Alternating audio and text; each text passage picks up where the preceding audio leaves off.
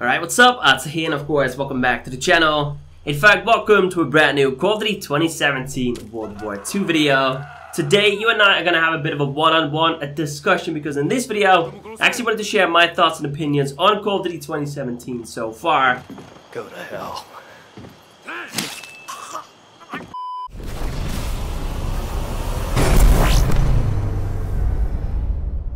Just because, for those that weren't around yesterday, I basically restreamed the reveal live stream over here on YouTube. Of course, gave you all my first impressions, my reactions, all that jazz. But whilst that live stream was going on, I actually noticed quite a few comments of people saying that they weren't all that happy about the World War II setting, how they'd rather have either a futuristic game, say Black Ops 3, say Infinite Warfare, maybe even Advanced Warfare.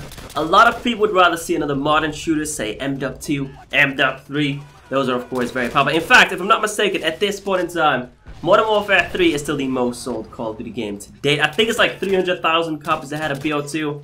Hopefully, BO2 will smash it soon, right? Because those numbers are from back in January. And I also noticed quite a few comments about people saying that they would love to see a shooter set in the Vietnam era. Now, to be honest, I'm not really down with a futuristic Call of Duty. Honestly, I think I've seen enough of those. But a modern shooter or one set in the Vietnam era is something that I'm most definitely interested in. However, I feel like I might be a little older than some of you. At the moment, I'm 22, of course, so in my case, I actually grew up playing games like Call of Duty 1, Call of Duty 2, Medal of Honor, Battlefield 1942. That's a game I was very strongly addicted to. So to me, having another game set in the World War II era is absolutely fantastic. And just because of the setting alone, this game's already 2 points ahead of Infinite Warfare, Black Ops 3, and of course, Advanced Warfare. Anyway, on that note, what do we know so far? Now, me personally, I primarily care about the campaign and, of course, the multiplayer, but Nazi Zombies has already been confirmed as well, and this time around, it doesn't sound half that bad, and that's coming from someone who hasn't really enjoyed zombies since World at War. Nowadays, it's just a bit of a grind fest in my eyes. Not really my cup of tea, but for those that don't know, Slash Me Games actually worked on the Dead Space games as well, arguably some of the best horror games to date.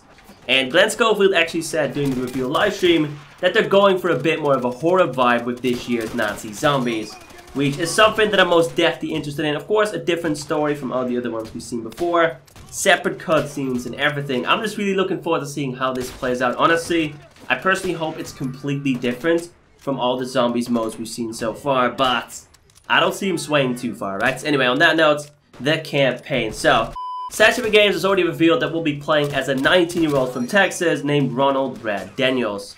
This character is not a well-trained soldier or a superhero in any way, shape, or form. He's a regular kid that traveled to Europe and was given a weapon to fight side by side with other soldiers. Now, of course, in the past few Call of Duty games, we've always been a bit of a super soldier, just kind of bouncing around, killing absolutely everything in our path. This time around, that's not the case. And to add on that, they've actually changed a couple of things about the campaign. For starters, health will not auto-regenerate, and you will have to ask the medic in-game. In addition, there's not a way to pick up ammo in Call of Duty World War II's campaign. If you run out, you have to ask your squad members in the campaign to throw you a new magazine to use. Now, this right here is a quote from Glenn Schofield taken from Polygon. "You have to worry about every bullet," says Schofield. "You're not the superhero, you can't stand there taking 7 bullets, ducking and shooting again." It's refreshing for us to deal with recruits who aren't tier 1 warriors, to show that vulnerability. They're naive. It's been a really cool challenge creating this different kind of gameplay. Now, this is something we actually haven't seen since the very first Call of Duty. I'm really looking forward to seeing how this plays out. This just basically gives it a bit more of a band of brothers type feel. You really have to work together with your squad, get a little bit more emotionally involved in the long run, which honestly shouldn't be a bad thing. Anyway, part of being the squad and working together was about helping each other out in a very different way than in previous games. This is you essentially relying on your squad.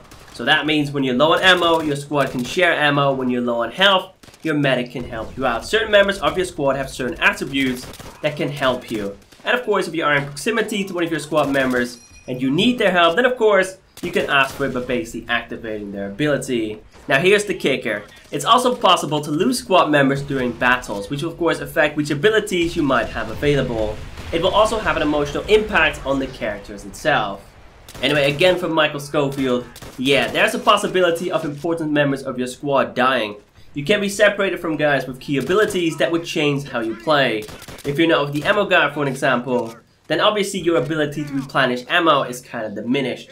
The human loss of your squad is an important emotional impact, says Condry, and there'll be times that you're separated and you may lose people that are emotionally important to you. All those things can actually happen. And to be honest, to me, that sounds very interesting. Of course, let me know in the comments down below what you think of it. Anyway, apart from that, let's move on to the multiplayer, shall we? Now, at this point in time, we don't have too many details, but of course, all of this is open for speculation. In terms of the weaponry, I think that we can all come up with a few weapons that will most definitely be in this game. For example, the Thompson, maybe the BAR, the M1 Garand, the M4 Carbine. In terms of the Germans, the MP40, the SDG44, the Kar 98, the Gewehr 43, or as Chaos Silencer likes to pronounce it, the Gewehr.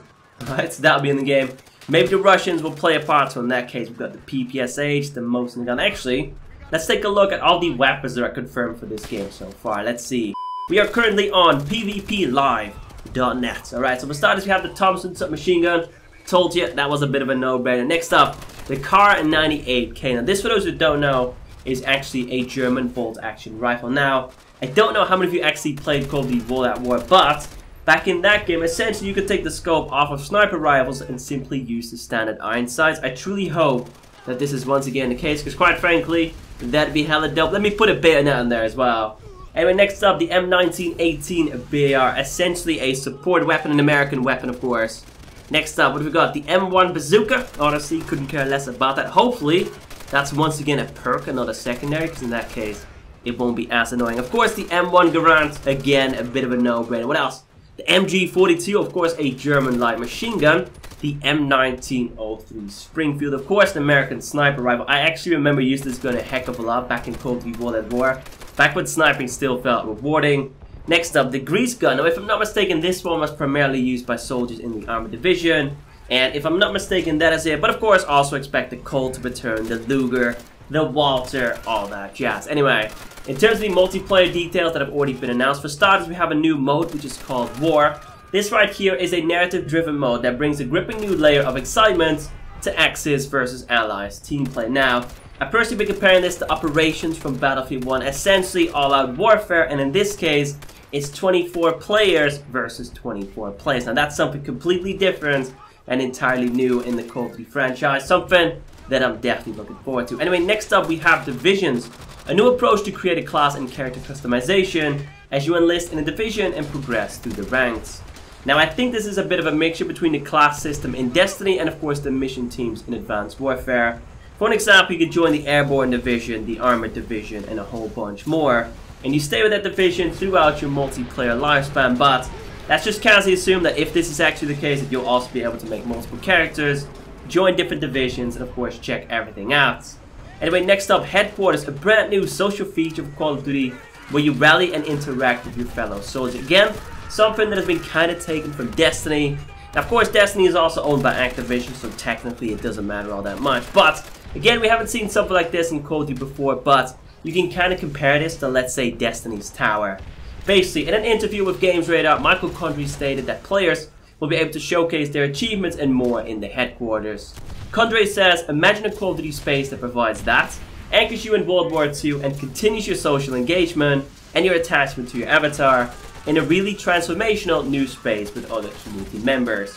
Anyway, on that note, if I'm not mistaken, that is all we know at the moment. Now, of course, when it comes down to it, I personally think the campaign is going to be absolutely fantastic. A nice breath of fresh air. Hopefully they'll be able to turn zombies into something that feels more like a horror experience instead of a grind fest, because in that case, you can expect a lot of zombies content from me as well, because obviously I'm definitely interested in that. But when it comes down to it, for me, it's all about the multiplayer, and considering we're talking about Sledgehammer Games over here, I'm a little hesitant to get too excited, just because Advanced Warfare to me wasn't a bad game, right? At the time, we wanted something completely different. Sledgehammer Games listened to the community, and they gave us exactly that. Added supply drops, weapon variants, all that jazz, fun and frenetic gameplay, but they also added skill-based matchmaking.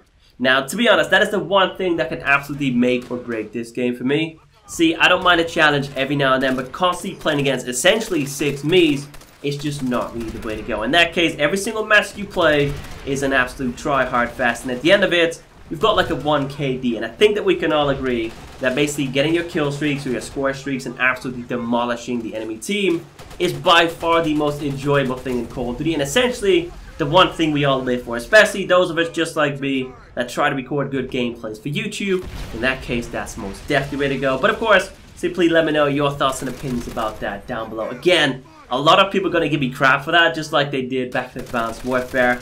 Because of course, skill-based matchmaking is perfect for people that only just started playing Call of Duty. For those of us that are trying to get used to the game, in that case, you don't want to get wrecked by players that have been playing it for 10 plus years. But that's kind of the way things are. Back when I first started playing, I also got wrecked by people that were already prestige matched on CoD for a World at War.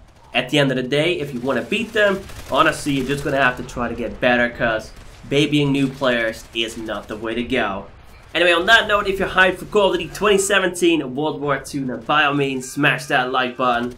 Of course, if you'd like to see the Call of Duty franchise die a slow and painful death than a swift dislike, it's most definitely the way to go. Apart from that, if you want to stay up to date with all the latest World War II information, then make sure to follow me on my social media. Those links are down below in the description. For those that care, my Snapchat bio tier, same as my YouTube channel. Apart from that, thank you all so much for watching. Thank you for the continued support.